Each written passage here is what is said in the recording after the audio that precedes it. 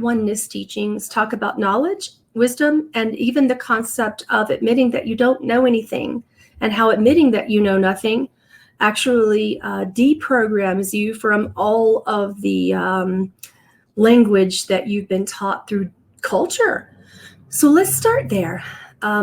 Here is the entire motto of this class. Here it is. Words are spells, less is best. Got that? If you remember nothing from this class, remember that. Words are spells, less is best. That's just the beginner's version of knowing how to communicate. When it comes to culture, this is where both proper and improper, loving and unloving, helpful and unhelpful language comes from. There are, my gosh, many types of cultures, but in modern day culture, which tends to be the most unhelpful, suppressing, painful consequence of language, parenting is where it starts. So parenting, anybody know what types of programs you get from standard modern day parenting? You can go a long way with that. It could be a class just on that, to be frank. Anybody? What conditions need to be undone from how you were parenting? What words were taught to you? What phrases were taught to you in your language from your parents or from your caregivers? Or if you didn't, whoever you were, if you didn't have them, whoever you happened to be around. I'm going to give you mine because they were common ones. Be good. Be a good girl. You guys get that one? What does that even mean? Be quiet is the other one. Good children are quiet children is one of the things that, was said in my generation. I think I'm not a millennial, but I'm more, what am I, guys? You guys know this. Generation X, maybe. I don't know. Or yeah. I'm not Z, that's for kids, that's for sure. My kids are Z. So in this concept of we get cultures from generations, both millennials and Generation X had a lot of issues with parenting because parents taught us to be quiet, that being good meant being worthy, and that being worthy meant being good, and being good meant being quiet. And when you are all that, then you are a helpful child. And those conditions can carry into anything else that you believe, because the language that is taught there and conditioned there goes into our entire existence. Okay. We're the one before millennial. Yeah, that's us, Sarah. What are we? X, I think. So that's the first thing. So you'll find that will come up. Yeah, because I said so. If mom, that's another cultural condition that comes up. If mom said so, you better do it because you don't want mom to get mad, right? So it was, because I said so. I found myself unintentionally doing that the other day when Emmy was going, why? And I'm like, oh, and I was overwhelmed. And I'm like, just because. And then I had to correct that. I knew what I was doing, right? And I knew what I was doing. And I thought, oh gosh, because I said so. No. I had to back that up. So I had to say, wait a minute, Emmy, I actually mean I'm overwhelmed right now. And I'm not sure. I'm too overwhelmed to answer your question accurately. I just don't know. So this is going back to whenever these parental cultural traps in our language begin to come out of our mouths, it could be good to recognize that the nervous system, both physiologically and emotionally, can be either your servant, you can be its master, or you can be its slave. So the nervous system actually is the first thing to respond from parental upbringing in the language of parental conditioning and parental educations. The nervous system, not our emotions. We get overwhelmed. All right. Yep. Children are seen or not heard. That's another one. Yeah. No, I don't think I'm a boomer, Donna, but I'm whatever came after that. we have X, Y, and Z. So I think probably it's X. I don't know. Why don't you go to secretary school? The boys were never asked it. So that is not just a modern day parental cultural conditioning, Karen. That has been a patriarchal conditioning that has been here for more than 4,000 years and counting. Now, with that being stated, I can also say that I remember other past lifetimes where the divine feminine, the matriarchal conditioning was there. It was just as harmful. So when we think, oh yeah, we need to return to the divine feminine and let divine mother in and shift the power from patriarchal to matriarchal, I believe that we could be missing the point about the true balance of love in society, which is not male or female, not us or them, but male and female, us and them, and everything in between.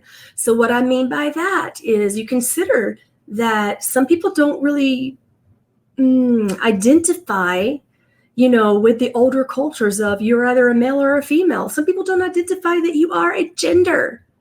And those beings are quite evolved in a culture that isn't new, but just forgotten. So when I say us and them, I mean for you to refer, particularly mystery school students, you're going to understand what I'm saying, the ancient and ever applicable teaching from the Kabbalion that says the all is within the all and the all is the all. So we are anything and everything. We are everywhere simultaneously. So we understand that that concept is what a oneness teacher would perhaps call a level teaching. So when you take a level teaching, which is something that can be applied perhaps in a realm that isn't physical, but a realm that has not experienced duality, and you attempt to apply it to create a dualistic environment, the brain, because of modern culture, what I mean by modern is any time that Earth was ever created, that's considered modern, modern cultures of duality. This is like, this started the times of right before the industrial, medical, and technological revolutions. So this is like hundreds and hundreds of years ago, and even thousands of years ago, the concept of attack and retreat. That's another modern example of modern culture and its effects from then until now. So when I tell you about the Kabbalion principle, the all is within the all, what I mean for you to understand is that was an ancient principle that, if remembered, will help you understand how to transcend culture when you speak and communicate, not just to yourselves, but to everyone that you encompass, everyone and everything, plant, human, mineral, animal, spirit being.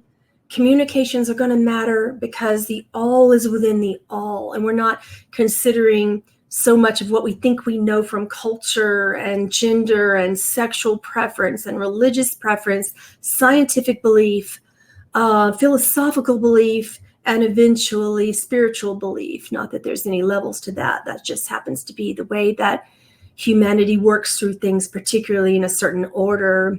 At least I notice and observe that. So it kind of starts with this deeply ingrained stuff in parenting. Be good, be quiet. Girls are meant to do this, boys are meant to be that. That's one of the millennial, baby boomer, and Gen X conditionings. And then we had Gen Y and Gen Z, whose parents were all confused because they're like, oh my goodness, what do you mean my kids aren't a boy or a girl? So we even brought gender and sexual preference into conditioning, which was so incredibly harmful. So any questions about parental and cultural conditionings from parenting? We'll just go one at a time here. Don't cry or I'll give you something to cry about. Yes, that was the boomer parenting condition, the baby boomer ages. Yeah. As if there isn't a good reason to cry, whether you're happy, sad, allegedly good, or allegedly bad. Any questions about that particular aspect of culture?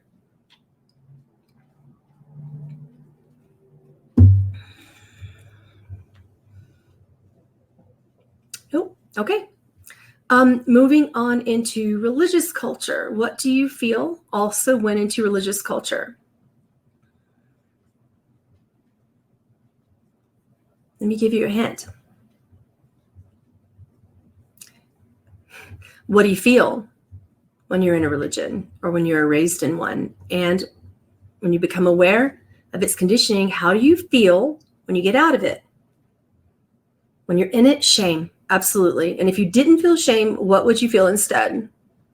Guilt, yes, that's a more helpful aspect of shame, but not much more helpful. Guilt is only present in the human mindset to make you aware that you're about to experience the ultimate painful and non-helpful emotion of shame. Guilt is only there to help you become aware that you've gotten way out of alignment with the ultimate love and oneness of Source. That's the only reason why it's there. It was never meant to turn into shame. Scared, fear, yes, I'm going to go to hell or outer darkness or whatever it is that you're taught in the storylines, the painful storylines. We are born into sin is one of the storylines of common, fundamental Christian belief systems. You're born into sin. So you spend your whole life correcting it and making sure that you're not sinning, right? That's another unhelpful, painful condition and that you're taught. You felt depressed in religion and now you feel free, which is the ultimate irony. Keep in mind that all conditions of language and beliefs and stories that come thereby are paradoxical. What does that mean? Basically, in the example of I was oppressed in religion and now I feel free, it's paradoxical because they tell you that you're going to be free if you allow the religion to oppress you and limit you.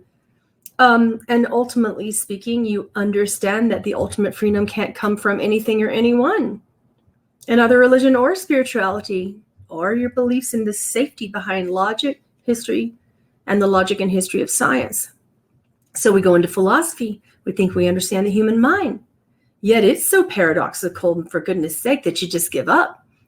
Everything is a double negative or some sort of double entendre, and everything contradicts. One theory of philosophy will contradict another philosopher's theory until eventually people just stop that thinking and line as well of beliefs and stories and conditioning. And then what do? You return to spirituality, or you become Gnostic, agnostic, or atheist, which, by the way, if you believe in nothing, that's also a belief because you've defined what you think nothing is from your human mind. So, you get taught from church that males hold the ultimate power from those churches. You get taught in certain concepts that the only way to get to God is suffering. Thank you, Buddhist. Also, Buddhists have a lot more helpful conditions from what I've observed than unhelpful. And I've only found this one unhelpful thing is that you have to completely renunciate everything, which makes you feel unworthy if you don't. So then there's that. It even sneaks. It's very sneaky, these stories and conditionings. Buddha says what? What does he say about suffering? Any Buddhists in here? It makes you feel like it's absolutely mandatory. And what will the mind do with that teaching? The mind goes, oh my God, until you really understand, not from your mind, but from the deep essence of spirit, that spirit understanding, because you get a personal experience with what Buddha is, not who. Your mind will freak out. Your mind will say, well, I don't want to suffer. I've had enough suffering. And by the way, your mind has every right to feel that way. This is definitely a world of suffering. All the Buddhas were right about that.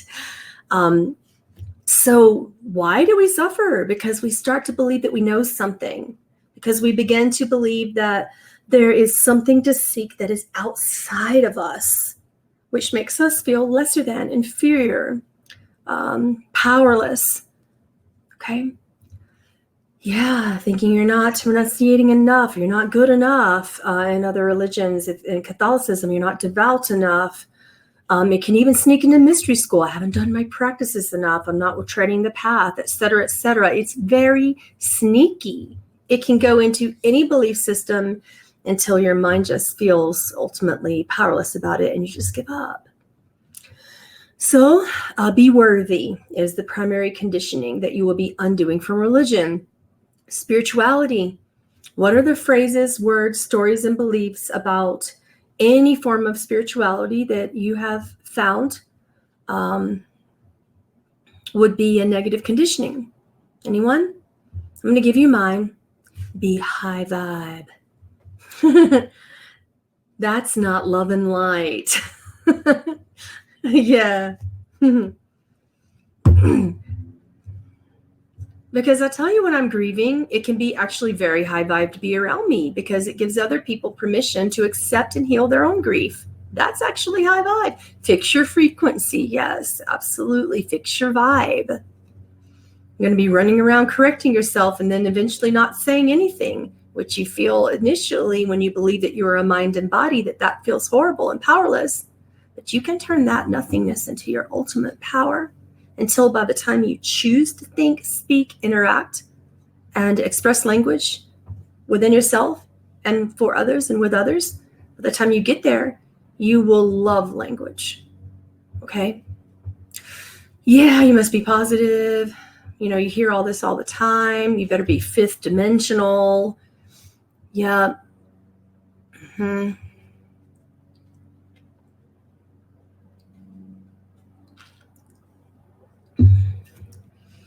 All right, so words are best. Less is best. Let's go over that. How do you understand how to do that? Well, first of all, you got to learn to listen. Listen. That means that you must, no matter how difficult it is when you're talking to yourself, you have to be quiet. So the first step is learn to listen. Okay? I've got an acronym for that, but I haven't cleaned my boards lately. We've taught this acronym in other classes and other pratyahara and frequency management classes. So listening is the ultimate pratyahara. Oh, no, that's just stuck on there. I really need a board. Give me a second.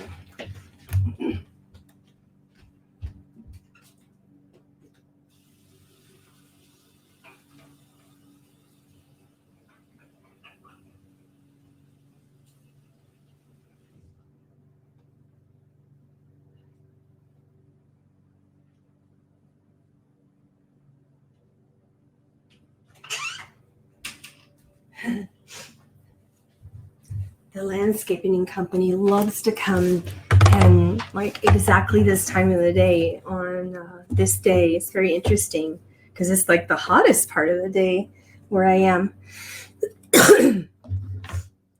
So I'm going to give you this helpful acronym about how to listen. That's really helped me. L, you know what? I'm going to ask you guys what it is. What is L? What would L represent in listening? It's really easy. Just go straight for what your intuition says. What do you think it is? I need this gray marker. I need a black one. What would L mean?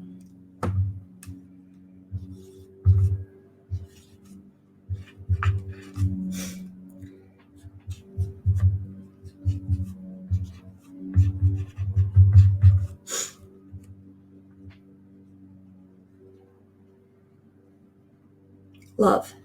Absolutely. Okay, what do you think that I means?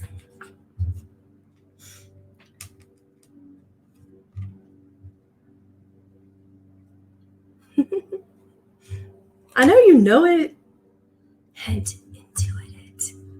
What does I stand for?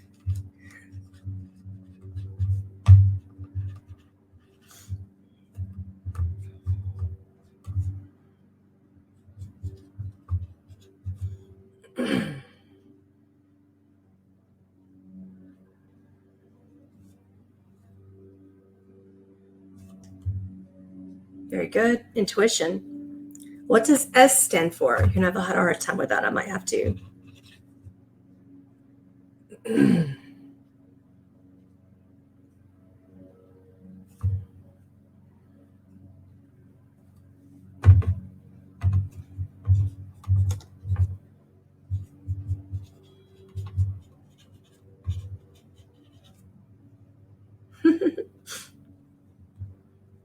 Yeah. S stands for, I've got two S's in this. It stands for sentient silence. This means to learn to listen with your emotions. You can only learn if you do that way.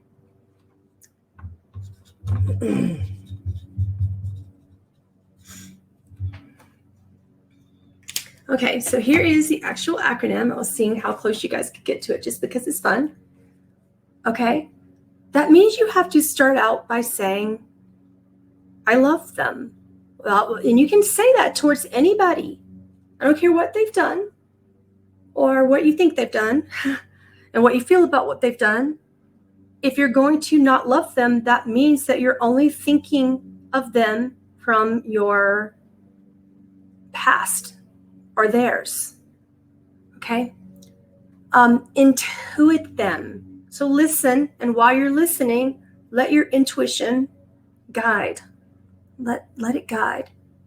In order to do that, you must be in sentience and in silence. So what I mean by that is if you're going to learn from your emotions, you need to then begin to think emotionally. When thoughts come, which they will, don't let anyone tell you otherwise, this whole thing of don't be thinking about what you're going to say before they speak. Futile when you're trying to train and uncondition the mind. You are going to think, but you need to be in sentience and silence first so that you can think more emotionally. All right, you need to think about what they're going through, what they've been through to make them say what they're saying. And ultimately, this is going to lead you to understand that you know nothing, and you need to admit that you know nothing about that person's circumstance, their belief, about what they're sharing and what they've been through, about their life. Okay? You know nothing. Admit that, and then by the time you speak to them, you'll be in a good place. I'm going to hold this up long enough for you to screenshot it if you want to. Does everybody understand how to listen? Listening will make you wonder about them. Is Lilith coming through? Lilith is never not coming through. Let's put it that way. Can't just like turn that off. Be like saying, don't be yourself. So this whole concept that people say of you're not meant to be thinking while you are listening to someone can be hard initially. In these initial stages, that's going to happen anyway. So we may as well learn to think emotionally, think about our emotions, their emotions before anything, and then admit that we know nothing. So once you've got that, this will be easier to go through. Now, I'm going to sound a little bit contradictory in this teaching because by the time you got that, then we can move on to not thinking before speaking and all of that good stuff. So we listen first. While we're doing that, we need to learn to quiet our mind's reactions. How do we do that?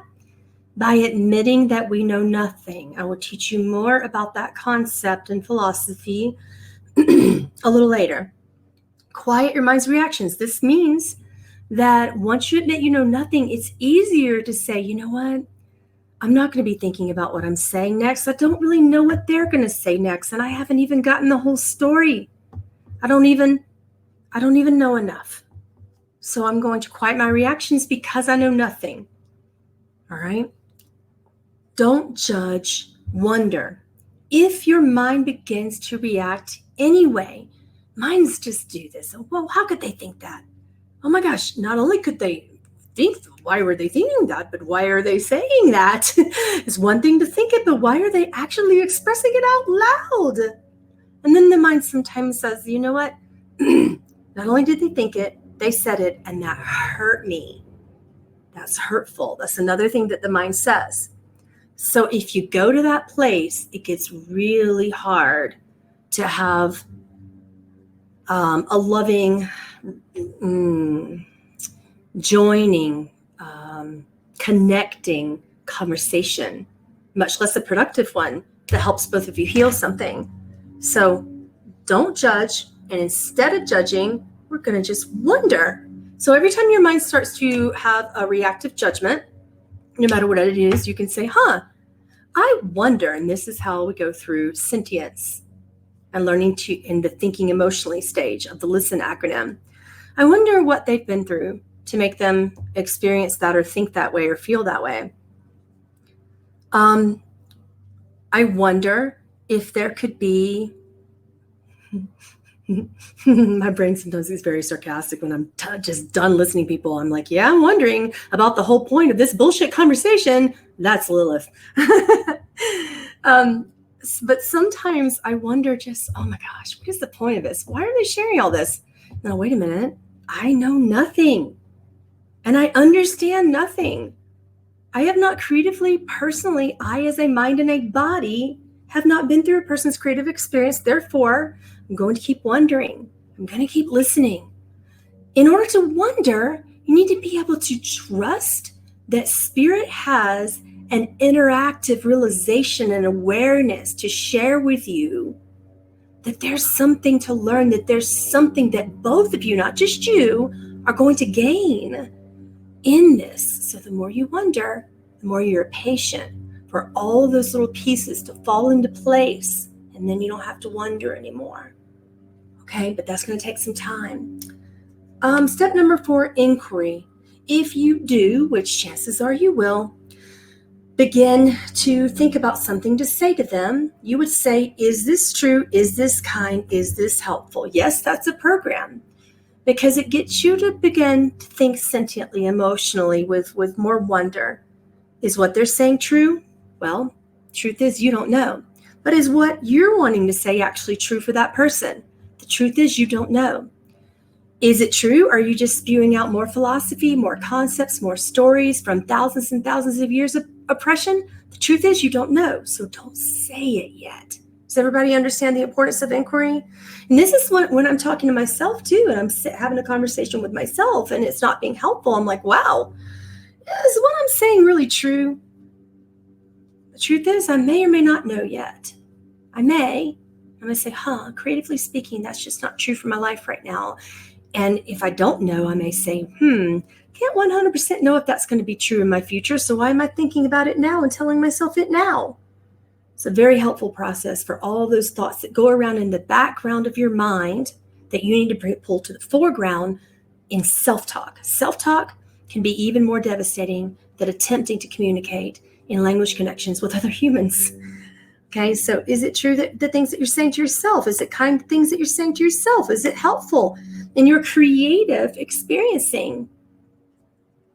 So I say these things before I say things, or as I'm saying unhelpful, unkind things to myself or others. I will stop and inquire and just stop. Now I will say, you know what? Back to this. I know nothing. Okay, let's talk about number 6 and number 7 because it's quite a complicated topic. We have to learn to become aware of enmeshment. Now, I realize that enmeshment is a psychological term, and we're just going with it because I don't really, people have this whole judgment of this is a spiritual term, and this is a psychological term, and this is a philosophical term, and this is a religious term. So I'm not going to give you one word that represents all terms because people will label it and say it's this or it's not that. So enmeshment is the thing that we all understand. Enmeshment is basically when the neurological systems affect the thoughts and affect the emotions and affect the body so deeply on all levels of you and your whole creative experience and vessel that you lose your mind, your personality, your ways of thinking, the masks that we call personality begin to disintegrate.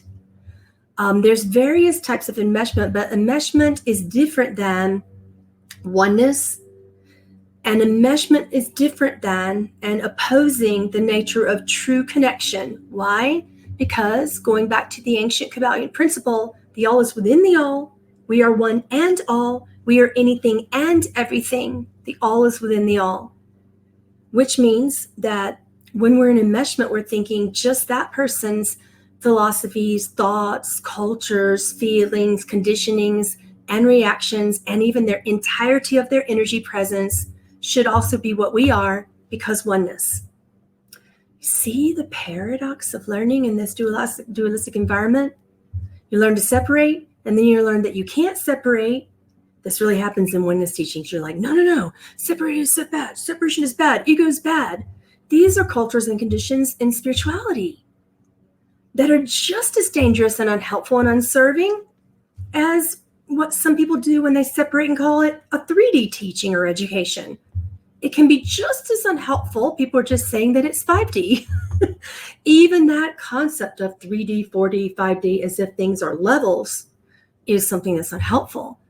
So when you go into oneness teachings and people say, you know what?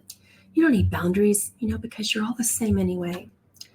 That is the ultimate recipe for completely losing your creative right to think, feel, and speak in the way that only you uniquely and personally will. We are here for dualistic, creative, beautiful experiences. And that's a really, really tough one. I see that particular condition, not just in spirituality, but I see it everywhere. I see it primarily in professional dancers. If you ever watched a professional dancer and their teacher, their leader, guide them, it is painful. Yeah. My little daughter did dance when she was in kindergarten and first grade and second grade. And by the time she got to third grade, she was like, I want to dance how I want to dance. And I want to move my body how I wanted to move my body. I don't want to point and stand on my toes because it hurts my body. And body doesn't want to do that. These generations now, these Gen Zs, I think they're calling these little kids, from babies until teenagers now. Oh my goodness. They are absolutely aware of that. So when people try to say, don't do this or don't do that, the little Gen Zs will be like, well, that's just the way my body moves. That's my creative right to be that way. And then they're also learning how not to infringe upon another person's right to believe differently, think differently, move differently. So it can be like all of it's a grand paradox for you to work out in your spirit, not your mind, not your emotion, not your body. Those are just tools. Okay, but your spirit.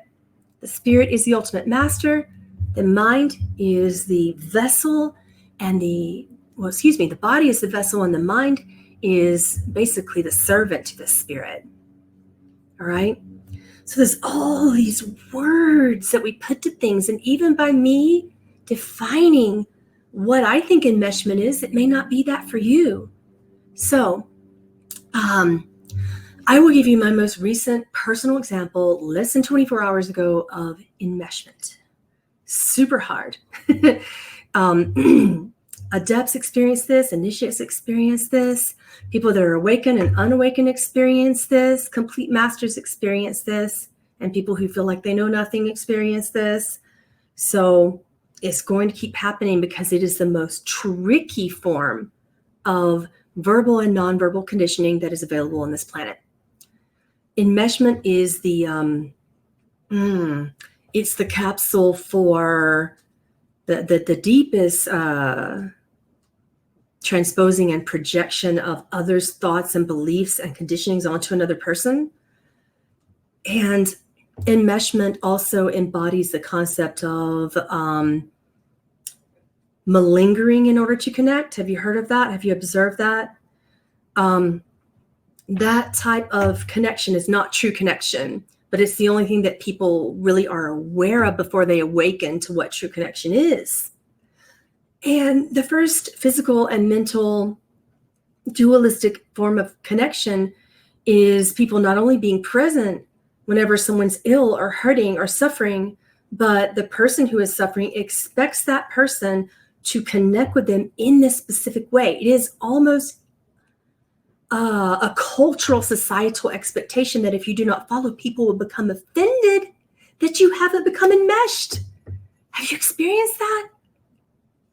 Yeah, that happened to me just yesterday. It gets harder. It's easier to break through enmeshment when it's like a new person in your life, a neighbor, a stranger, the person at the post office. It gets harder when it's your friends. Is ultimately hard if it's your partner or if it's your mother. So for me, it was mother, right? Has anyone gone through enmeshment issues with any divine feminine figure in your lives? It is the ultimate way to bring out either a repressed or almost completely unidentified masculine presence. It is the ultimate way when you have suppressed a certain point of view. And what I mean by divine feminine, divine masculine is simply either creative or intuitive or more outward. So inward or outward, the only thing I mean by those terms, just so that you know. The more receptive or the more giving outward expression of you. That's what I mean. So if you have repressed that masculine, that giving outward expression of you, your action-based karma, you basically are not, everything is happening in here and you're not pulling it out here, right? So what is karma? What do I mean by that? Karma, there are 4 types of karma. The karma of your thought, and karma means energy in motion. That is all that it means. Energy affects you and it affects others. Okay, so the energy of your thought and how that affects you and others, the karma of thought, the karma of feelings or emotions. That's number 2, the karma of speech, what you say. And finally, the karma of your actions. So enmeshment completely engages everything that we've been repressed about the karma of our thoughts, the karma of our emotions, the karma of our speech, and the karma of our actions. That's what enmeshment does. So if you think about it, the reason why enmeshment is so common right now is not because it never existed and it's just like we're starting to change as a collective. It is because it is the ultimate container for liberation. That's why it's there. Isn't that exciting? We, as a collective, created the concept of enmeshment so that we could return to ourselves, but not just ourselves, because the mind will tell us that's only. But it is the ultimate way to liberate from all of the conditions. You have no choice. Your body will literally shut down. The entire neurological systems will just begin to not function. Your immune system will collapse. Ultimately speaking, it is the worst emotional trapping feeling that you could become exposed to. And when you feel that, you have no choice but to work through the karma of your thoughts and feelings and speech. And because it's about to affect your actions. So no enmeshment. You have to recognize the enmeshment. I promise I would give you that personal example. I'm getting there. So my mother has been, I don't know if you guys have ever gone through this, had a parent get really sick or lose their function mentally and or physically, sometimes both. My mother just had a stroke. It was fairly significant. And it was getting to the point where she wants to move in. And I recognize that my mother and I become enmeshed. So I'm like, oh God, here we go. And she has these 2 caretakers, and they kind of aren't really set out to be caretakers, although they have great hearts and they're great human beings and they're trying absolutely as hard as they can. But caretaking for someone who cannot bathe themselves or get themselves on the toilet from their wheelchair, who cannot get out of bed by themselves, who cannot feed themselves or cook for themselves or do their own laundry or take their own medications. That is the most difficult sacrifice in caretaking. It takes a lot of maturity, a lot of tolerance, a lot of grace, a lot of patience, and it would be hard for any caretaker. So she insists upon getting out of the rehabilitation facility with these 2 caretakers who, by the way, I know them, but I don't really know them. And I'm like, oh boy, I don't know them. And they're doing fine for a while. And then ultimately she's like, they're getting exhausted. I need to come. They're getting exhausted. They're missing my medications. They're I'm not getting the proper care. I'm not getting enough showers, and I got a skin infection now, and all these horribly painful things are happening. So she went into like this blame. Okay. Now, this is how you learn from enmeshment. I'm going to share with you how I got enmeshed. I'm going to share with you what I learned about myself.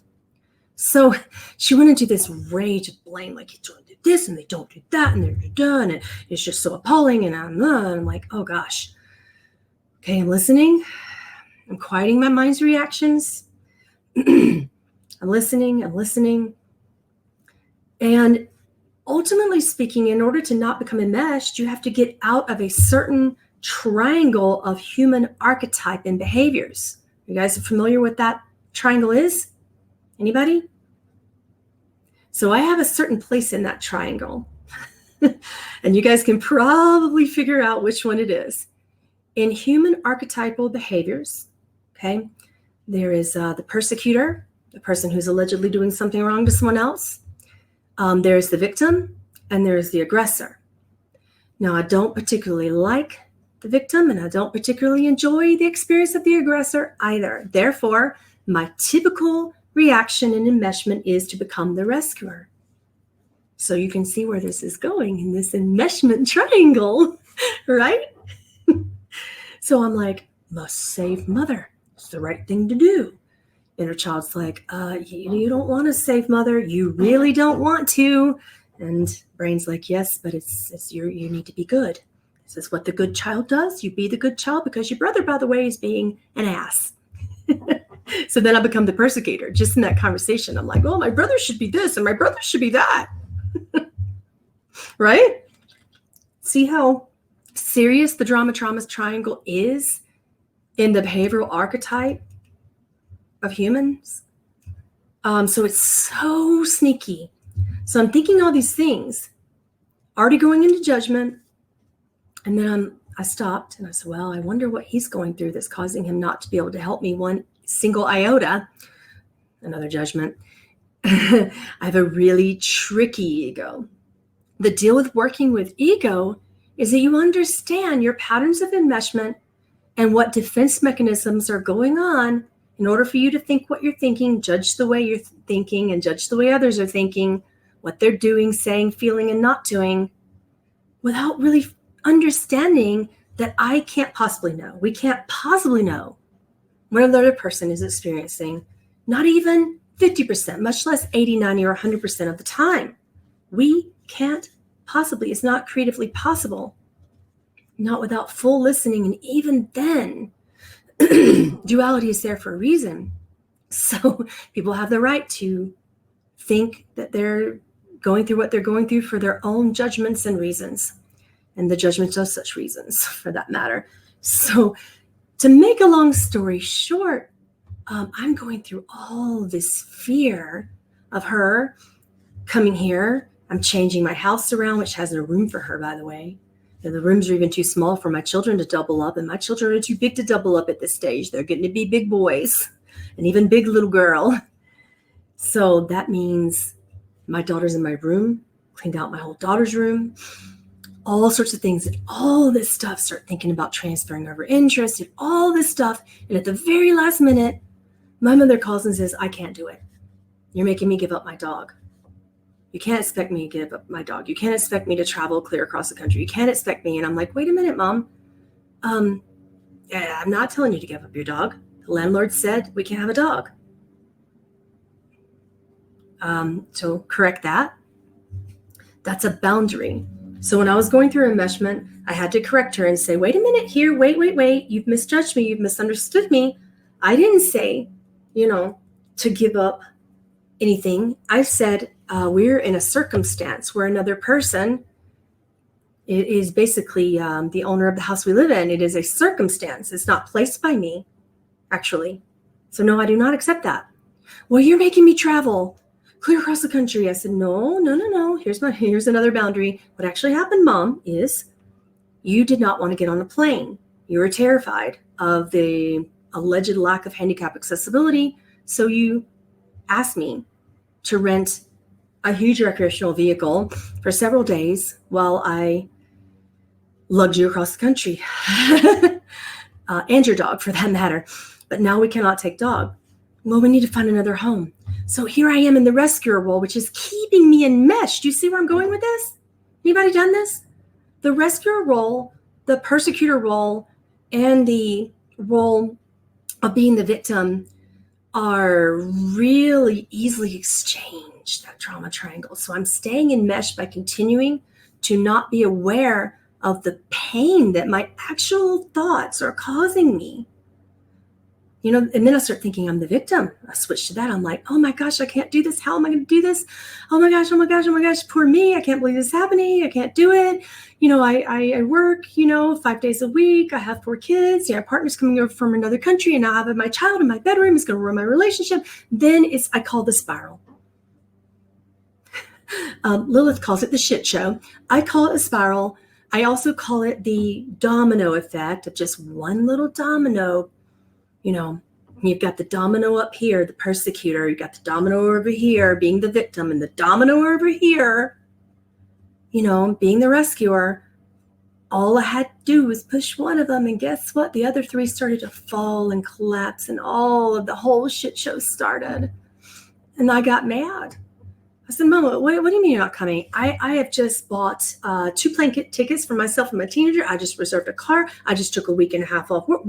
I just cleaned out my whole house and my garage to make room for all your stuff that you refused to put in storage. I just spiraled. I went out of control. I was like, bleh. So at that point, I think I know something that I don't. I go into the, oh my gosh, she has done something wrong. I am the victim now. She has persecuted me. So I'm going to do what? I'm going to persecute her. So I got mad. and my mad is gentle compared to most people's mad, but we had a little text debate, let's call it that, where I just said, hey, I don't want to hear it. Here is my boundary. I'm really angry right now, and I don't accept what you're saying as truth. Please don't pull the victim and tell me it's because of the brain damage from your stroke. You said some nasty things today, and I don't like it. So what do I need? I need respite. I need a timeout. Now, granted, the Lilith in her triggered me first thing this morning when she waited until I woke up, and then she texted, are you still furious? I'm still in respite. So guess what? I didn't respond. Respite is the boundary.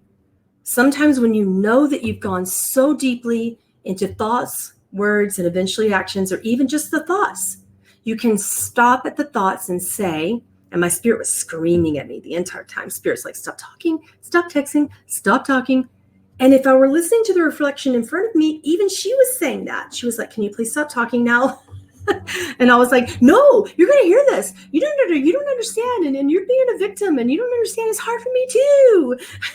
That's enmeshment. The exchange of that drama triangle is the ultimate enmeshment that you need to break, either with a boundary or respite or both. All right.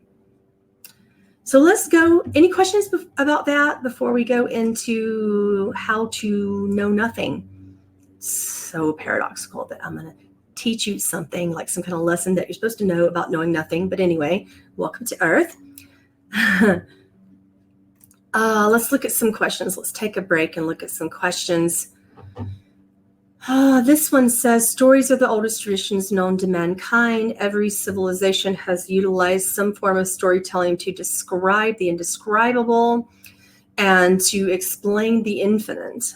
Can you discuss the significance of storytelling and the power of the written word in our modern age? That is a brilliant question from a brilliant person. So we're going to honor that. Stories have kept us feeling empowered. Stories have kept us feeling, some of them very limited and disempowered. Stories are the ultimate form of connection creatively when they are told with love. So you can tell the most painful, suffering-ridden story, but if you tell it in a way that is compassionate, you are retelling the story respectfully. So in not just my tradition, but many people's tradition, if they have any indigenous blood, there's this concept of your speech should be sacred. We call that sacred speech. We call that walking your walk, not just talking your talk, but sacred speech means that you always tell the truth. However, you say it with so much love that no matter what you have to say, the story is passed down respectfully from generation to generation for powerful, compassionate purposes. So no matter what that story is, we hold true to some very difficult stories and some very beautiful stories, some joyful stories. But if we forget our culture by not passing down these stories compassionately, it can be incredibly detrimental, because then we're remembering things based upon the past. And the only thing true about the past is it is not right here, right now. That is the only true thought about the past that has ever existed and will ever exist. Hillel, I got that from Hillel, that teaching. It's just so true, you can't even try to debate it. The only thing that's true about the past is that it's not here right now. Even our thoughts about what we think happened is not true, because we're different now. We're not there anymore. We're not in that past lifetime. And there are some instances of passing down the concept of spirit elementally. So what I mean by that is the earth, the water, the sky, the air, or our breath. Those are all the same things for this wind or air element. So the earth, the water, the air, the fire, the metals, the wood, the ether or plasma, those are the same things in cosmic elements in alchemy. When the knowledge of creation is passed down without limiting stories of power over or power under, that is the ultimate way to pass down a story. When you just share what happened and also imbue the story with compassion. When you can do that, you're giving something to the future of our children and the future of our animals, the future of the plant and mineral kingdoms of Gaia. When you can do that, it is the ultimate honoring. And this is why people keep passing down stories.